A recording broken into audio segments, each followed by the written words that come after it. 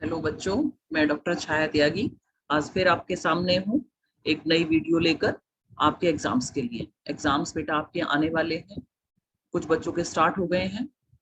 जिन बच्चों के स्टार्ट हो गए हैं उनके लिए मैंने एक पहले वीडियो भेजी है जिस पर आपने देखा है एग्जाम की तैयारी कैसे करें, कैसे आपको अपनी आंसर शीट भरनी है, आंसर शीट लिखनी कैसे है, फर्स्ट पेज की एंट्री कैसे करनी है। फर्स्ट पेज की एंट्री मोस्टली सबकी कॉमन होती है, तो आप लोग वो वीडियो मेरा देखिए, उसमें आपको मालूम होगा कि किस तरीके से आपको एंट्रीज भरनी है। इस बार भी ये वीडियो मैंने आपके लिए तैयार की है बेटा, स्पेशली उन बच्चों के लिए जिनके एमसीक्यू वाले एग्जाम्स हैं। मोस्टली थर्ड ईयर वाले स्टूडेंट्स जो हैं, ग्रेजुएशन के थर्ड ईयर वाले और पोस्ट ग्रेजुएशन के सेकेंड ईयर वाले स्टूडेंट्स के एग्जाम एमसीक्यूज में होते हैं। तो इनके लिए स्पेशल तरीके से तैयारी की जाती है और स्पेशल तरीके से नोट्स बनते हैं और स्पेशल तरीके से क्वेश्चंस को अटेम्प्ट करना होता है। इस वीडियो में बच्चे हम आप लोगों को ये बताएंगे कि आप कैसे तैयारी करें। मैं अपनी क्लासेस में पहले भी आपको बताती रही हूँ कि किस तरीके से आप नोट्स तैयार करेंगे। एक बार आज फिर से रिवाइज करेंगे, उन सारी बातों को फिर से मैं दोहराऊंगी जिससे आपको फिर से रिकैप हो जाए और आप अपनी तैयारी बहुत अच्छे ढंग से कर सकें, आपके मार्क्स अच्छे आए, अच्छे से अटेम्प्ट होगा तो मार्क्स भी आपके अच्छे आएंगे और आप आगे लाइफ में भी प्रोग्रेस कर पाएंगे। तो आज बेटा मैं आपको बताऊंगी 5 टिप्स, सिर्फ 5 टिप्स मैं आपको बताऊंगी बेटा, जो आपको बताएंगे कि किस तरीके से आप अपनी तैयारी बहुत अच्छे से एमसीक्यू एग्जाम्स की कर सकते हैं और आपको कोई प्रॉब्लम नहीं होगी। आपकी प्रिपरेशन बहुत अच्छे तरीके से आ जाएगी। ज्यादा पॉइंट्स में नहीं बताने वाली हूँ, सिर्फ आप 5 बातों का ध्यान रखेंगे। 5 टिप्स मैं आपको बताऊंगी जो आपके एग्जाम्स में आपको रॉक करने के लिए हेल्प करेंगे। तो मैं फिर से ध्यान दिलाती हूँ कि मैं स्पेशली आपको बताऊंगी कि एमसीक्यू एग्जाम के लिए तैयारी के लिए आपको क्या करना है। तो वो कौन कौन सी बातें हैं, आओ बच्चे हम लोग फिर से सीखते हैं, फिर से समझते हैं, पुरानी बातों को रिकैप करते हैं।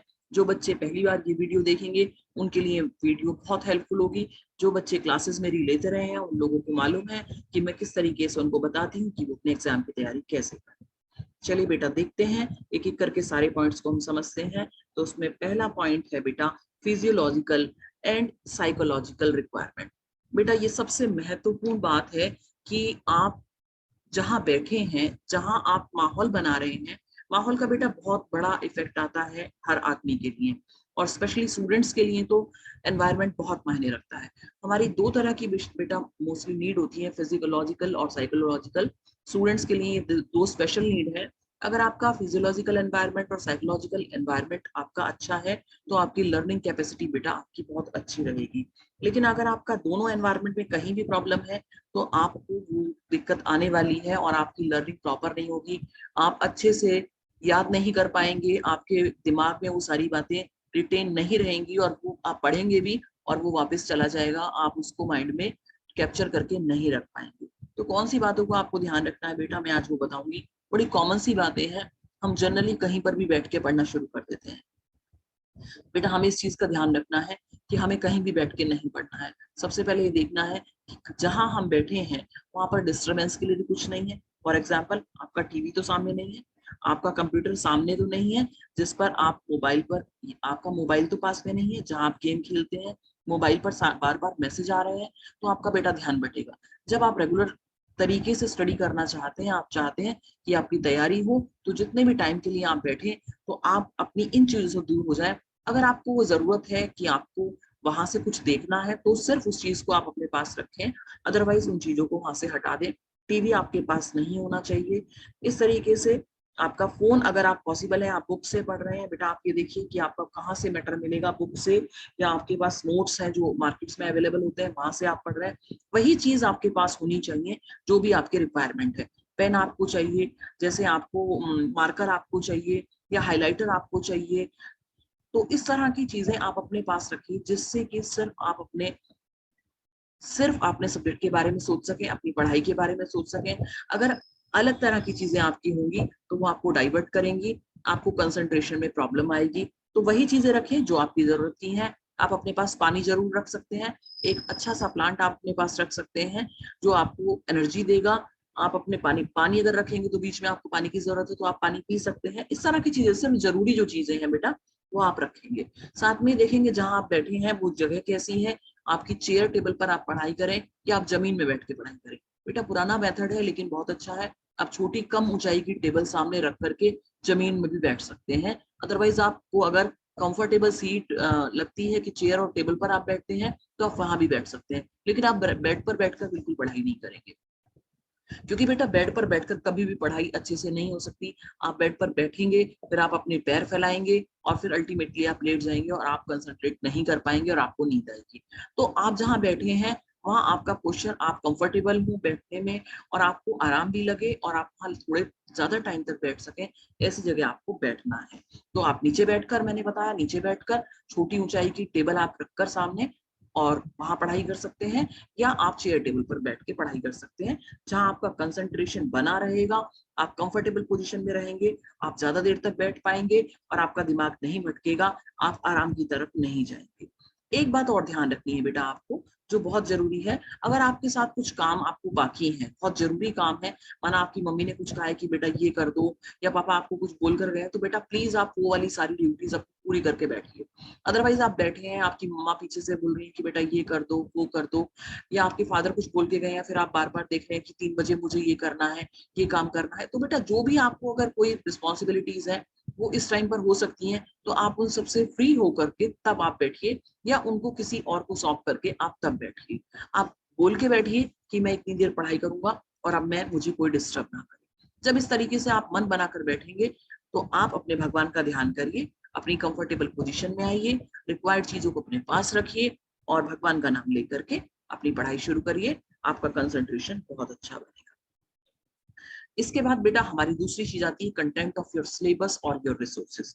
आप अपने पास वो सब चीजें रखें जो आपको आपके सिलेबस में है, और आपका सिलेबस क्या है वो भी आपके पास होना चाहिए। और वो आप कहाँ से पढ़ने वाले हैं, आप अपनी बुक से पढ़ने वाले हैं, आप अपने नोट्स से पढ़ने वाले हैं, या आपके पास आपके रेडीमेड नोट्स हैं जो आप मार्केट से आपने लिए हैं, लास्ट ईयर पेपर्स लिए हैं, जो भी आपके पास है वो चीज आप पहले नोट करके रखिए। या आपको अगर इंटरनेट से कुछ लेना है तो प्रिंट आउट निकाल करके रखिए। तो आपका कंटेंट आपको जहां भी मिलता है या क्लास में जो आपको नोट्स मिले हैं, वो सारी चीजें आपके पास वो सब होना चाहिए। जब आपके पास आपका सारा मटेरियल है, मैंने अभी आपसे पहले कहा कि आपके पास एक हाइलाइटर भी होना चाहिए, आपके पास एक मार्कर भी होना चाहिए, आपके पास पेन या पेंसिल भी होना चाहिए। जब आपने बेटा ये सारी अपनी बुक्स या नोट्स जहां से भी आप पढ़ने वाले हैं वो आपने इकट्ठे किए, तो बेटा आप उसी पोस्चर में बहुत अच्छे काम पोजीशन में बैठ करके उनको प्रॉपरली रीड करिए। और बेटा कभी भी रीड करने के बाद आप ये मत करिए कि आपने 20-30 पेजेस एक साथ पढ़ लिए। एमसीक्यू के लिए भी बेटा कभी भी आपको एमसीक्यू नहीं पढ़ने हैं स्टार्टिंग में। जब आप स्टार्ट कर रहे हैं तो आपको एमसीक्यू से तैयारी नहीं कर सकते हैं, आपको थॉरो रीडिंग करनी पड़ेगी, बुक से, नोट से, अपने नोट से, कहीं से भी करें बेटा, आप प्रॉपर उस चैप्टर को पढ़ेंगे तब आपके एमसीक्यू तैयार हो सकते हैं। अदरवाइज एमसीक्यू का अगर आप सीधा सीधा रट्टा मारेंगे, दैट इज नॉट पॉसिबल कि आप उसको रट पाएंगे, बेटा ऐसा पॉसिबल नहीं है। तो आपको क्या करना है, आपको कुछ पेजेस ही रीड करने हैं। जैसे आप 2-3-4 पेजेस आपने रीड किए, प्रॉपरली रीड करने के टाइम पर आपके हाथ में आपका हाइलाइटर या आपका पेन होना चाहिए। बहुत सारे बच्चे सोचते हैं कि हम बुक्स को गंदा नहीं करेंगे, लाइन नहीं लगाएंगे, पेंसिल नहीं चलाएंगे, पेन नहीं चलाएंगे। बेटा मेरी थोड़ी अप्रोच दूसरी है, मैं खुद इस तरीके से पढ़ती हूँ, इसलिए मैं आपको भी बता रही हूँ कि हमें बुक्स के बारे में ये नहीं सोचना गंदी हो रही है, ठीक है आप पेंसिल से मार्क कर लो या हाइलाइटर से मार्क कर लो। जो चीजें भी आपको इंपॉर्टेंट लग रही हैं बेटा वो आप मार्क कर दीजिए। मार्क करने के 2 फायदे हैं। पहली चीज, जब आप मार्क कर रहे हैं तो you are giving more attention to that point, आप उस चीज को ज्यादा अटेंशन दे रहे हैं, वो चीज आपके माइंड में स्टेबल रहेगी। दूसरी बात, दूसरा फायदा क्या होगा, जब भी आप उस बुक को खोलेंगे वो चीजें आपके सामने सबसे पहले आएंगी और आपका माइंड उनको रिकैप कर लेगा, और कुछ सेकंड्स में, सेकंड्स के भी आप, मैं कहूँ डेसिमल्स में, आपको वो चीज फिर से रिकॉल हो जाएगी अगर वो हाईलाइटेड है। और वो क्योंकि हाईलाइटेड है इट मीन्स वो इंपॉर्टेंट है, वो आपके एग्जाम में भी आनी है, उसके चांसेस ज्यादा हैं। तो आप अपने पेन से, पेंसिल से उनको मार्क कर दीजिए, जिससे कि जब आप एग्जाम के टाइम पर भी उनको देखेंगे तो आप उनको एकदम से वो आपको हाईलाइट करेगी। आप अपने पास शॉर्ट नोट बना के रख लीजिए, शॉर्ट जो लेटर पैड्स हैं उनके पास, उनके ऊपर भी आप इंपॉर्टेंट पॉइंट्स लिख सकते हैं। अगर कोई पेज है आपको इंपॉर्टेंट लग रहा है, उसमें मैक्सिमम इंपॉर्टेंट है, तो आप उसके ऊपर एक क्लिप भी लगा सकते हैं, कोई मार्कर भी लगा सकते हैं कि ये पेज मुझे ज्यादा इंपॉर्टेंस दे करके पढ़ना है। तो बेटा आप अपना थोरोली पढ़ेंगे, उसको कोई रट्टा नहीं लगाएंगे, और 4-5 पेजेस को पढ़ने के बाद आप थोड़ा सा कूल माइंड होके बुक को बंद करेंगे और ये सोचेंगे कि आपको क्या क्या याद है, आपने क्या क्या पढ़ा। जब आप बेटा ये सोचेंगे तो जो भी आपका माइंड ज्यादा एनर्जेटिक फील करेगा, उसके ऊपर प्रेशर आएगा, तो वो सारी चीजों को फिर से रिकॉल करेगा। और आपने जो जो पढ़ा है आप सोचेंगे मैंने ये भी पढ़ा था, एक ये पढ़ा था, एक ये पढ़ा था, एक ये अच्छी बात थी, एक ये स्पेशल बात थी, एक ये डेट थी, एक ये पर्सन का नाम था। इस तरीके से जब आप रिकॉल करेंगे तो वो आपकी सारी चीजें माइंड में सेट होने लगेंगी, फिक्स होने लगेंगी, जो आपको एग्जाम देते वक्त फिर से याद आएगी। तो जब भी आप रीड करें, ज्यादा संख्या में पेजेस को रीड ना करें, थोड़े थोड़े पेजेस रीड करें। आपने 4 पेजेस पढ़े, 4 पेजेस पढ़ने के बाद आप काम होकर सोचिए कि आपने क्या क्या पढ़ा, क्या क्या इंपॉर्टेंट था, कौन कौन सी बातें थी। तो बेटा आपको फिर से वो रिकैप्चर हो जाएगा, आपके माइंड में सेट हो जाएगा। अगेन फिर आप अगले पेजेस फिर से उन जो आपने नोट्स देखे, जो आपने पेजेस पढ़े, उनको फिर से एक बार देखिए, ओवरव्यू उनका लीजिए, और फिर से आपको जो चीजें रह गई हैं वो आपके माइंड में फिर से सेट हो जाएंगी कि हाँ ये मुझको याद नहीं रहा था, ये भी मुझे याद रखना है, और एक ये रह गया था, और ये मुझे याद था। जो बेटा जो हाईलाइट चीजें हैं वही चीज आपको ये बता देंगी कि आपने क्या क्या आप याद रख पाए और क्या क्या आपका छूट गया। तो इस तरीके से बेटा एक ही रीडिंग में आप अपने दिमाग में बहुत सारी चीजों को, मैक्सिमम पार्ट को स्टोर कर सकते हैं। और जब आप दूसरी बार रीडिंग करेंगे तो वो आपके माइंड में बहुत लंबे टाइम तक रहना है, वो कहीं नहीं जाना है। नेक्स्ट टाइम भी आप रीडिंग का यही तरीका रखेंगे जो मैंने आपको बताया। उसके बाद बेटा मैं हमेशा अप्रोच करती हूँ कि आप अपने हैंड रिटन नोट्स जरूर बनाइए। आपके पास क्लास के नोट्स हैं, आपके पास बुक्स हैं, बुक्स अंडरलाइन है, बुक्स आपने हाईलाइट कर रखी हैं, जो आपके रेडीमेड नोट्स हैं जो आपने बाहर से परचेज किए हैं वो आपके पास हैं, उसमें भी हाईलाइटेड है। तो बेटा आपके पास अब वो सब चीजें हैं जो आपके पास मोस्ट इंपॉर्टेंट चीजें हैं। तो आप अपने बुक्स, उनको नोट्स को, क्लास के नोट्स को सबको सामने रखिए और अपने हैंड रिटन नोट्स जरूर बनाइए बेटा। हैंड रिटन नोट्स का बेटा बहुत फायदा है। जब आप किसी चीज को लिखते हैं तो बेटा वो आपके माइंड में बहुत ज्यादा लंबे टाइम तक रहेगी, आप उसे नहीं भूलेंगे, क्योंकि जब आप लिखते हैं तो वो आपके दिमाग में ज्यादा गहराई तक जाता है। आप एक बार देखते हैं, एक बार आपकी आंखें उन्हें देखती हैं लिखने के समय पर, जब आप बुक से देख रहे हैं और जब आप कॉपी में लिख रहे हैं फिर उनको देख रहे हैं, तो आपके माइंड में वो बहुत लंबे टाइम तक स्टोर रहने वाले हैं, आप उनको नहीं भूलेंगे। खाली प्रिंटेड नोट्स के ऊपर बेटा कभी बिलीव ना करें, हमेशा अपने नोट्स बनाएं, शॉर्ट नोट्स बनाएं। मैं ये नहीं कह रही हूँ कि लॉन्ग नोट्स बनाएं, स्पेशली एमसीक्यू वाले बच्चों के लिए तो बिल्कुल भी लॉन्ग नोट्स फायदेमंद नहीं है। आप शॉर्ट नोट्स ही बनाइए, लंबे नोट्स बनाने के लिए कोई फायदा नहीं है, क्योंकि आपको बहुत शॉर्ट में अटेम्प्ट करना है, बहुत क्विकली आपको अटेम्प्ट करना है।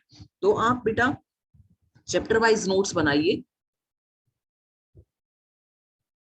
तो बेटा चैप्टर वाइज नोट्स बनाने के लिए जैसे आपने कहा चैप्टर 1 आपने डाला, आपने जो बुक्स ली, नोटबुक ली और आपने उसके ऊपर डाला चैप्टर नंबर 1, और उसके अंदर जैसे आपको डेफिनेशन सबसे पहले माना दिखाई देती है, तो आप डेफिनेशन जो इंपॉर्टेंट आपके एक्सपर्ट्स हैं उनकी डेफिनेशन को नोट कर लीजिए।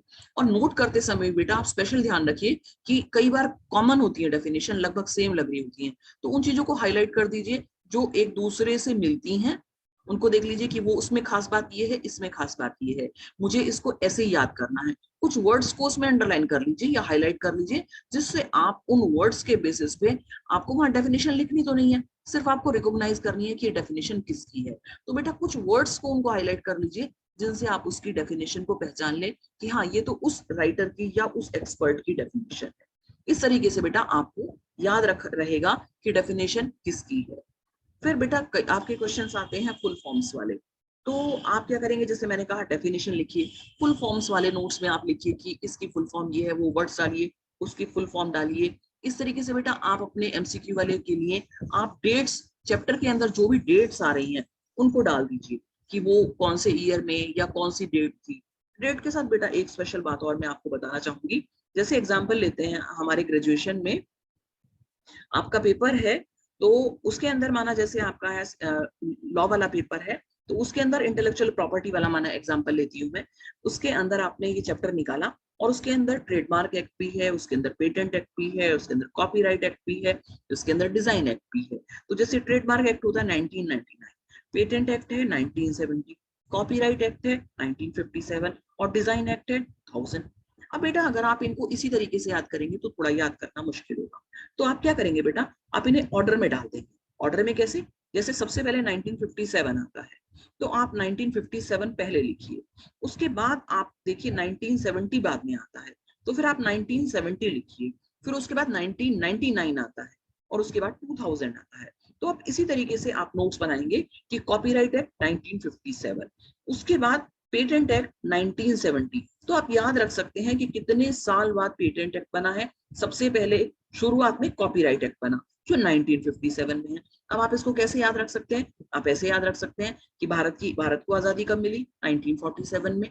और कॉपीराइट एक्ट कब बना? 10 साल बाद बना। तो इस तरीके से बेटा आप कोरिलेट करके बहुत सारी बातों को याद कर सकते हैं। दूसरा तरीका है, जैसे भारत की स्वतंत्रता आंदोलन कब स्टार्ट हुआ? 1857 की क्रांति हुई थी बेटा, ये 1957 में आपके साथ हुआ। 1957 में कॉपीराइट एक्ट बना। तो इस तरीके से बेटा अगर हम कोरिलेट करते हैं तो हमें बहुत लंबे समय तक ये बातें याद रहती हैं। तो इसके बाद हमने लिखा पेटेंट एक्ट। तो पेटेंट एक्ट पढ़ना बेटा 1970 में। तो आप ऐसे याद रख सकते हो कि कॉपीराइट एक्ट बनने के कितने साल बाद पेटेंट एक्ट बना। आप बीच में मार्क कर दीजिए कितने साल बाद बना, तो आपको याद रहेगा। उसके बाद ट्रेडमार्क एक्ट 1999 में बना। तो आप इसको भी ऐसे कर सकते हैं कि 2000 में डिजाइन एक्ट बना और उससे एक साल पहले ट्रेडमार्क एक्ट बना। तो इस तरीके से बेटा आपको बहुत लंबे टाइम तक याद रहेगा, आप भूलेंगे नहीं। तो जब भी डेट्स वाली बात हो तो बेटा आप इन्हें असेंडिंग ऑर्डर में लिख लीजिए। तो आप मेरा बात का विश्वास करिएगा बेटा, आप ये ट्राई करेंगे मेथड तो आपको लॉन्ग टर्म तक याद रखने वाला है, आप नहीं भूलेंगे। मोस्टली हम लोग एग्जाम में कंफ्यूज हो जाते हैं कि ये कौन सा ईयर था, और हमसे मोस्टली डेट वाली चीजों में प्रॉब्लम आती है। तो आप इस तरीके से कोरिलेट करेंगे और अगर आप असेंडिंग ऑर्डर में उनको लिखेंगे तो आप कभी भी डाउट में नहीं रहेंगे। यू विल बी 100% श्योर कि कौन से ईयर में क्या हुआ है। तो ये बात बताई मैंने जैसे बेटा एक्ट की है, जहां आपको ईयर्स याद रखने हैं।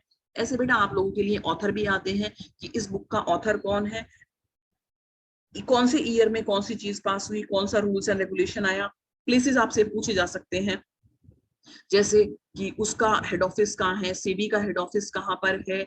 अलग अलग जगह के लिए आपके पूछे जा सकते हैं। तो आप उन प्लेसेस को भी कोरिलेट करके बेटा याद रख सकते हैं। ऐसे शॉर्ट नोट में बनाइए बेटा कि places, SEBI head office place आपने लिख दिया, आरबीआई का हेड ऑफिस आपने लिख दिया। तो इस तरीके से बेटा आपको अगर इस तरीके से शॉर्ट नोट बनाएंगे आपके पेजेस कम भरेंगे और शॉर्ट में आपको बहुत जल्दी समझ में आएगा। और जब आप रिकैप करेंगे तो आपको टाइम नहीं लगेगा।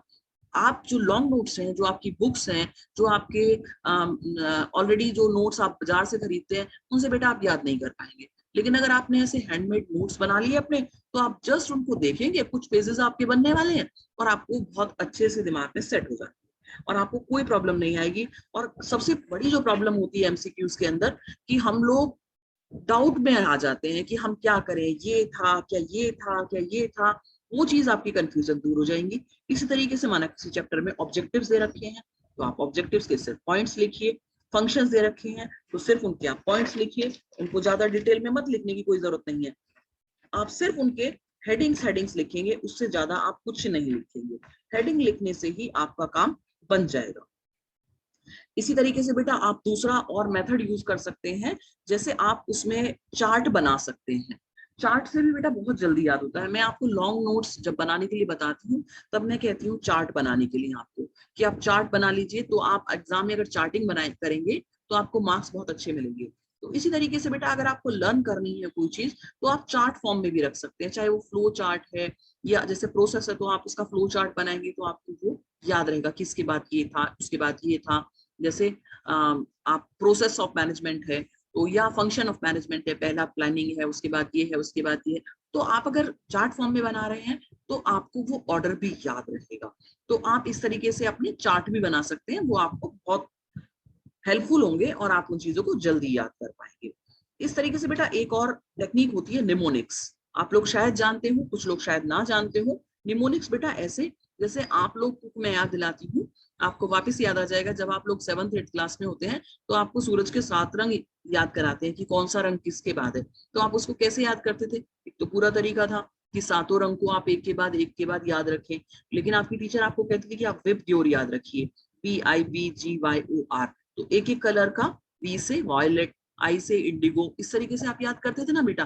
तो इस तरीके से आप अपनी उन चीजों का निमोनिक भी बना सकते हैं, जो पॉइंट्स हैं कि वो पॉइंट सारे के सारे आपको याद करने हैं, फंक्शन है या किसी की प्रोसेस है, आप उसमें कोई चेंज नहीं कर सकते हैं, तो उनके बेटा आप निमोनिक्स बना सकते हैं। ऐसी मैथ्स के लिए जैसे बच्चे जनरली सब जानते हैं बॉड मास है कि पहले ब्रैकेट खुलेगी, फिर ऑफ खुलेगा, फिर डिवाइड खुलेगा।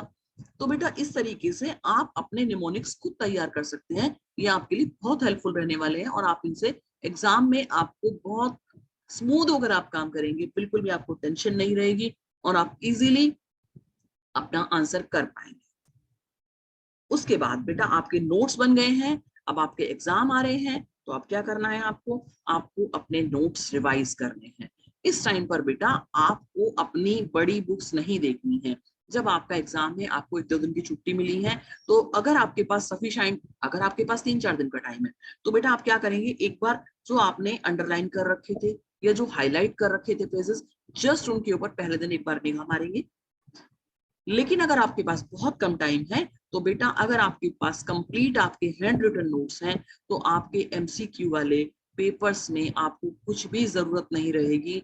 आपके हैंडमेड नोट्स जो हैं वो आपकी पूरी हेल्प करेंगे और आप बहुत अच्छे से आंसर कर पाएंगे, क्योंकि बेटा अब आपको वो एक बार आपने बनाए हैं, एक बार आपने फिर उनको देखा है, फिर आप उनको रिवाइज कर रहे हैं, तो इतनी जल्दी रिकॉल होंगे बेटा वो आपको। आप देखिएगा कि हाँ मुझे तो ये भी याद है, मुझे तो ये भी याद है, मुझे ये भी याद है, आपके वो फिंगर टिप्स के अंदर आ जाएंगे।